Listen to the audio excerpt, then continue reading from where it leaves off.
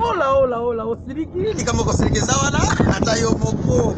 Yo sirika mabe, mais quand na yo sans effet. Donc tout Congolais sikazali partout dans le monde a droit à l'information. Surtout pour na boyeba, makamunele kana mboka et puis koyeba makambu ya ba artiste na bino. Ah, tout le la presse TV officielle, veut dire avec le padre. Donc de la presse congolaise internationale et nationale. Donc pour na mboka Lyon, donc information nyonso ya artiste na bino en mode traveling pakaloya lobby tolo bela TV presse officielle.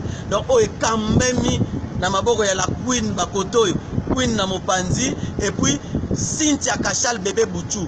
Donc boya bo s'informer, bo kota kota, bo s'abonner massivement chez les assez moko pour s'informer et mieux s'informer alors. Veut dire l'information à la source. O ayaka tuni penza, bilobela lobela te, ba bla bla bla bla te. Chaîne oyo to boya la biso base. Mais chaîne oyo to lo ba rapena ndenge musala ezali, c'est du professionnalisme. Comment vous voyez musala makasi boye. Bokamemi ya padre. Donc musika na Lyon, donc au kambela na presse donc congolaise nationale et puis mais internationale la South Africa. Et donc made in Durban. Ndenga la Queen Sikoyo, veut dire moi na Koli, Queen na Koli na ABC, vous n'avez pas l'idée Et puis Cynthia Kachal, bébé Bouchou, dans la sina du mal à journal.